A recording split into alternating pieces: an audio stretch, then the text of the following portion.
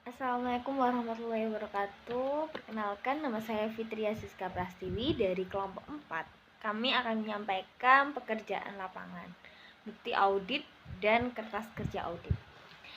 Saya tidak sendiri, jadi saya di kelompok 4 ini ada 4 anggota, yakni saya sendiri, Fitria Siska Prastiwi, dengan NIM 171604x3. Nama saya Rizka Agustina Dian dengan NIM 171600155. Saya Diana Novitasari, NIM 1716000073. Dan saya Suhaila, NIM 1716077. Bukti audit itu merupakan dokumentasi dalam kertas kerja atau yang biasanya disebut audit working papers yang diolah dengan berbagai teknik audit. Jadi di dalam kertas kerja audit itu ada berbagai teknik audit untuk menjadikan sebuah bukti audit. Selanjutnya, auditor internal menggunakan professional judgment, pertimbangan profesional yang matang ketika merumuskan kesimpulan dan advice berdasarkan bukti yang mereka kumpulkan serta evaluasi. Ciri dari bukti audit yang baik yang pertama yakni relevan atau relevansi. Jadi suatu bukti audit mencerminkan audit yang baik. Bukti audit yang baik itu harus relevan. Relevan itu yang bagaimana? Yakni relevan itu dokumennya itu logis, bersangkutan dengan saling bersangkutan, dan masuk akal.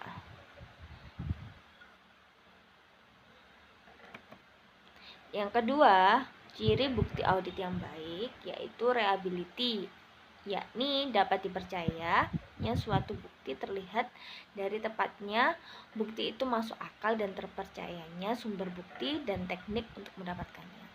Pada umumnya, suatu bukti lebih reliable jika diperoleh dari sumber yang independen dan kredibel dan bukan pihak yang diperiksa serta sistem pengendalian yang baik dan tidak lemah. Di sini saya akan melanjutkan presentasi dari rekan saya sebelumnya. Saya akan menjelaskan mengenai ciri-ciri bukti audit yang baik, yaitu ada sufisiensi, yang artinya kecukupan bukti berhubungan dengan kuantitasnya.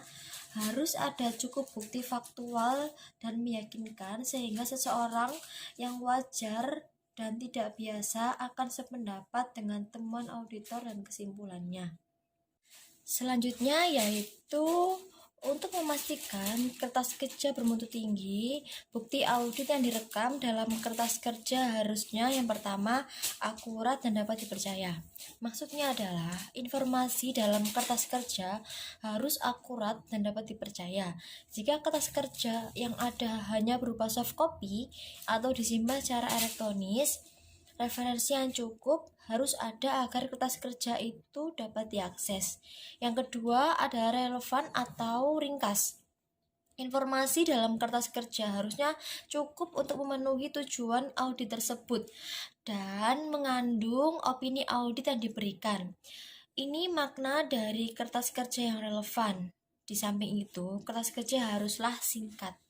Selanjutnya yaitu kertas kerja yang lengkap, di mana setiap kertas kerja yang lengkap dan bersifat explanatory harusnya cukup jelas, misalnya dengan menyebutkan sumber data, apakah berasal dari staf operasional, apakah merupakan pengamatan atau hasil pengujian auditor dan seterusnya. Tujuan kertas kerja harus dinyatakan kecuali jika sudah jelas dari judulnya. Kertas kerja hendaknya tidak berisi pertanyaan-pertanyaan yang tidak dijawab atau masih ada hal-hal yang menggantung, catatan yang belum lengkap, atau pekerjaan yang belum tuntas. Selanjutnya yaitu memberikan nilai tambahan.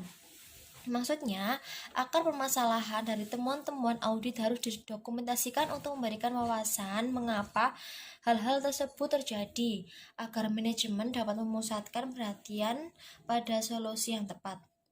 Wawasan ini akan memberikan nilai tambah dari temuan audit. Selanjutnya yaitu rapi dan terbaca. Jadi, kertas kerja yang bermutu tinggi itu harusnya tertulis dengan rapi dan terbaca dengan jelas. Jika tidak, kertas kerja bisa kehilangan nilainya sebagai bukti audit yang didokumentasikan.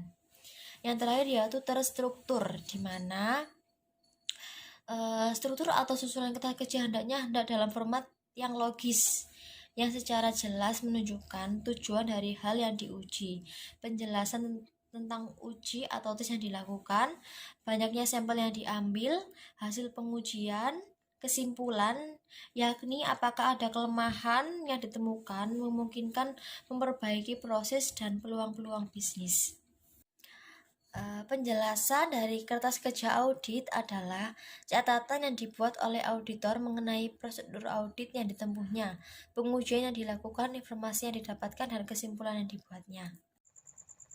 Saya akan melanjutkan presentasi yang disampaikan oleh rekan saya sebelumnya.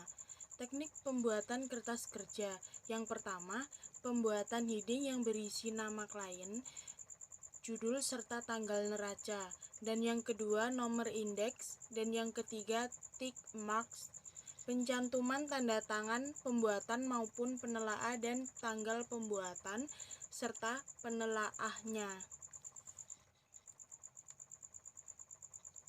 Dalam SA 339 dikemukakan, kertas kerja biasanya berisi dokumentasi yang memperlihatkan sebagai berikut. Dan yang pertama, pemeriksaan telah direncanakan dan disupervisi dengan baik, yang menunjukkan dilaksanakannya standar pekerjaan lapangan yang pertama. Dan yang kedua, pemahaman yang memadai atas struktur pengendalian internal telah diperoleh untuk merencanakan audit dan menentukan sifat, saat, dan lingkup pengujian yang telah dilakukan. Dan yang ketiga, bukti audit yang telah diperoleh, prosedur pemeriksaan yang telah diterapkan, dan pengujian yang telah dilaksanakan, yang memberikan bukti kompeten cukup besar untuk menyatakan pendapatan atas laporan keuangan auditan yang menunjukkan dilaksanakannya standar pekerjaan lapangan yang ketiga.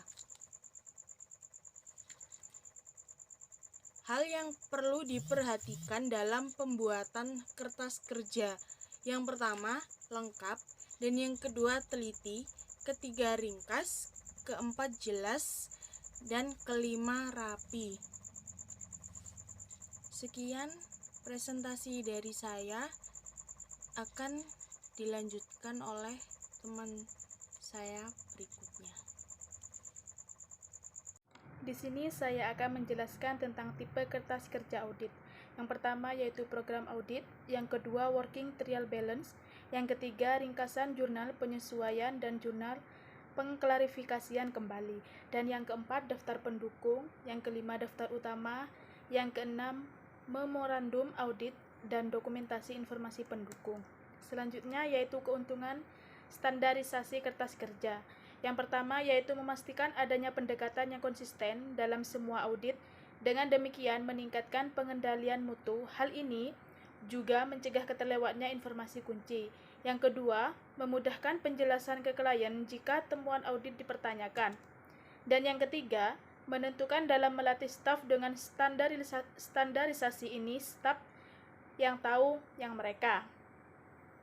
File-file audit dengan cara sistematis dan profesional yang memudahkan membaca dan lebih efisiensi mereview. Dan untuk contoh kasusnya yaitu Kepala Unit Bank Rakyat Indonesia atau BRI, Kecamatan Tapung Raya, Kampur Riau, ditahan oleh kepolisian Kampar akibat telah melakukan transfer fiktif sebesar 1,6 miliar. Laporan atau transaksi rekening bank yang dilakukan tersangka itu tanpa disertai uangnya. Hanya dalam catatan ada transfer uang. Faktanya, fiktif. Saat ini, tim pemeriksaan internal Bank BRI Cabang Bangkinang Ibu Kota Kabupaten Kampar melakukan pemeriksaan ke unit BRI Tapung. Ditemukan adanya kejanggalan transaksi hasil pemeriksaan itu, menyebutkan adanya kejanggalan antara jumlah saldo neraca dengan kas tidak seimbang. Setelah dilakukan pemeriksaan lebih lanjut, adanya pembukuan setoran kas sebanyak 1,6 miliar. Uang sebanyak itu diketahui ditransfer dari BRI unit Pasar Pangairan 2 ke unit BRI Tapung. Untuk daftar pustakanya, ini kita yang pertama dari kertas kerja audit halaman 2, kompasiana.com, dan yang kedua buku Tuana Kota Theodorus M. 2 tahun 2019, audit internal berbasis risiko, penerbit Salemba 4 Jakarta. Untuk penjelasannya, sekian dari saya. Wassalamualaikum warahmatullahi wabarakatuh.